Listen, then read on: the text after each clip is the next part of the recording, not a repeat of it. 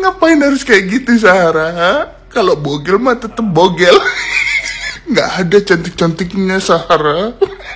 Kalau semua buruk itu ya setidaknya etika adab itu lebih diunggulkan gitu loh. Isu baru kembali mencuat di tengah panasnya perseteruan antara Yaimim dan Sahara. Seorang netizen yang budiman mengungkapkan opini tajamnya di media sosial dengan mempertanyakan kebenaran rumor yang beredar di publik. Ia menyoroti dugaan adanya dukungan politik dan jaringan kekuasaan di balik keberanian Sahara dalam menghadapi kasus ini. Menurutnya muncul spekulasi bahwa Sahara tidak berdiri sendiri, melainkan memiliki backingan kuat yang dikaitkan dengan sosok wali kota Malang.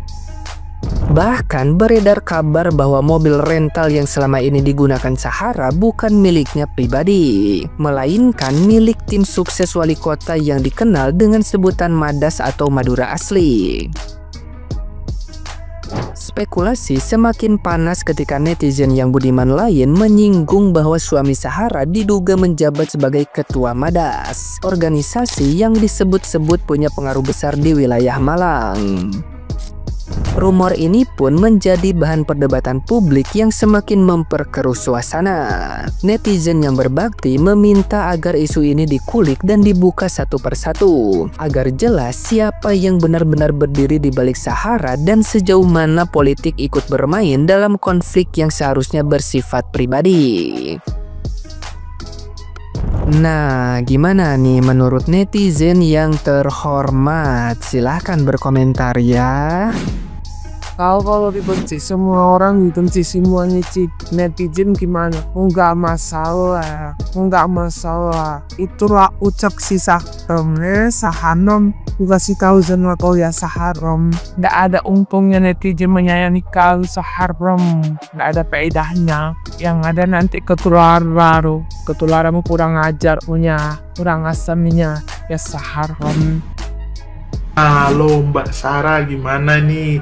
Pak Muslimin nggak mau ada mediasi nih. Walaupun udah dipanggil sama Pak Wali, tetap nggak mau ada mediasi. Tetap berjalan nih laporannya. Lagian sih Mbak, simple aja sih. Coba ketemu langsung sama Pak Muslimin dan keluarga. Terus bicarakan secara terbuka, bicarakan secara damai, ya kan? Cari solusinya, minta maaf, nggak usah saling saut-sautan, nggak usah saling bongkar-bongkaran, ya kan? Nggak usah cari pembenaran gitu ya. Kalau udah sampai di jalur hukum tuh bakalan ribet, bakalan panjang kalau menurut saya ya. Coba deh cari solusinya bersama. Gimana guys menurut lo semua? Bener nggak? Komen deh di kolom komentar. Bahkan aku juga salah satu yang awalnya kayak aneh melihat, kok ada dosen begini? Tuh dari kejadian Yaimim dan Sahara rental. Apa yang kita lihat di media sosial yang tersebar, itu belum tentu kenyataannya kayak gitu. Dengan adanya media sosial tuh jadi gampang banyak orang yang bisa fitnah seenaknya, mutar balikan fakta. Mereka tinggal pilih mereka ingin menggiring ini kemana. Tinggal kontenin, kasih tulisan. Kalau itu viral, itu udah menggiring banyak opini orang. Sebahaya itu loh, ini baru fitnah manusia, belum fitnah dajjal. Kita udah bisa mudah terhasut tanpa pengen tahu dan mencari tahu kebenarannya kayak gimana. Ini hati-hati buat kalian, jangan melihat mentah-mentah informasi yang ada, cek dulu kebenarannya.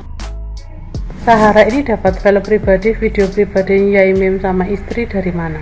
Apakah dia mencuri data itu waktu handphone Yaimim lagi diservis dititipkan ke dia, atau pas Yaimim kumpul-kumpul terus dia tinggal ke kamar mandi terus HP-nya diakses sama mereka secara ilegal gitu, dipindah-pindah gitu file-filenya, atau Yaimim yang kirim sendiri? Menurut kalian yang mana? Karena aku kok agak ragu kalau Yaimim kirim sendiri video pribadinya dia gitu. Ya kita tidak tahu kebenarannya, nanti tinggal di tracking aja kapan itu distribusi itu terjadi, kan bisa di tracking. Cybernya Polri itu cerdas gitu loh, bisa mampu men-tracking waktu, tanggal, jam, itu posisi file itu berpindah ke handphone lain atau ke PC atau kemana. Sahara itu pinter acting ya, manipulatif. Terbukti dari mana? Dari podcastnya Densu yang di spill sama Densusti gitu kan. Sahara menelpon Yaimim meminta maaf dan lain-lain ya kan. Tapi nyatanya apa? Kemarin ya Yaimim secara langsung meminta maaf sama Sahara. Tapi Sahara cuek. Ngapain harus kayak gitu Sahara? Ha? Kalau bogel mah tetep bogel.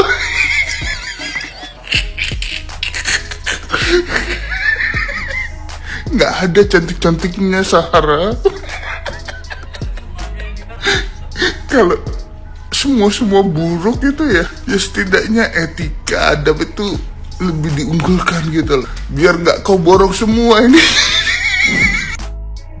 Pak Yamin itu sedang bikin DAP. Meskipun yang kita lihat di akunnya istrinya Pak Yamin yang terbaru, yang kemarin Pak Yamin itu meminta maaf kepada Ibu S. Padahal Ibu S lagi jalan di depan rumahnya, terus tiba-tiba Pak Yamin kayak mau nyamperin, mau minta maaf, tapi dicuekin. Terus gak lama dari itu Pak Yamin nyamperin ke kayak gazebo gitu. Di situ ada Agil, ada suaminya. Dan Pak Yamin minta maaf duluan. Iya, Pak Yamin minta maaf duluan. Bayang gak sih hatinya semulia apa? Walaupun di situ Ibu S itu bilang kalau mau minta maaf jangan di videoin dong. Katanya kalau benar-benar minta maaf dia tulus dari hati jangan di videoin dong. Bilang ke istrinya Pak Yamin begitu. Kata gue ya, Ibu S, itu Pak Yamin dan istrinya udah bener-bener minta maaf loh. Dan seharusnya minta maaf kan bukan mereka dah sih. Tapi meskipun mereka udah minta maaf ke Ibu S dan ke suaminya, walaupun tidak direspon dengan baik, maksudnya tidak welcome itu memaafkannya, tetap Pak Yamin dan istrinya memproses hukum. Bumi gonjang ganjing Mbak Juni bacot lagi anjing. Kemarin ngucilin Yaimim 1 RT, sekarang dikucilin 1 Indonesia. Gak masalah, gatel. Ra percaya aku, jelas raimu kena mental tuh Sahara. Jelas kena mental raimu. Masih kon ngomong Pak Yaimim nyebar video bobo. Aku pancet ora percaya selama burung enek bukti nek awakmu di lecehne ya. Kowe kan yo pinter toh, jare kowe S3. Aku iki S dung-dung lho ya. Ora masuk lek musuh S3 sakjane ya sakjane. Tapi di logika sederhana ae. Lah kuwi lo video bobone Pak Yaimim karo bojone. Lah terus apa ya mungkin disebarno dhewe gendeng wes iki jelas kelakuanmu iki sing pikiranmu rada-rada iki jelas kelakuanmu iki sing nggawa HP-ne wonge terus mbok sebarne kuwi baru aku percaya. Nek sing duwe video dhewe ku ora mungkin nyebar-nyebarne iki. Sejauh video sing mbok sebar ning akunmu Sahara Vibes ya kuwi tentang Pak Yaimim sing guling-guling, sing ngene, sing ngono. Mereka swabar lho ngadepi awakmu. Masian awakmu gak karu-karuan nek ngelokno ya. Lek wong biasa ya kaya aku ngene iki. Jelas kowe moro nang omahku tak godhokne banyu panas gendeng. Tak gruwojokne raimu. Cara kowe ngabrak aku kaya kowe ngabrak Pak Yaimim. Bolokno dugong asu kowe. Intine wonge iki wong loro wis swabar ngadepi awakmu. Dari awal, tapi kesabarannya wong ya tetep enek batasnya ya. Terus akhirnya di podcastnya uya-uya wongnya sampai kudu nangis lundeng. Oh pas tuh gue jan, sumpah gue. Pacar gue bojone the king of Kong gue, apa iki the queen of Kong, apa ya kata-kata yang pas. Komen netizen, apa iki bojone the king of Kong iki dijenengi apa? Komen netizen ayo. Kalian udah nonton belum video terbaru dari Mim dan Rose di mana Yaimim dan juga si Rose ini datang menyambangi tempat mereka nongkrong si Sofyan dan si Sahara itu, ya kan? Tapi lihat kan bagaimana caranya si orang-orang itu menanggapi uluran tangan dan permintaan maaf dari Yaimim dan juga Rose. Apalagi pas yang si Sahara ini lewat sama orang-orang lain ini, mbak-mbak yang lain ini kan, dianggap gak ada.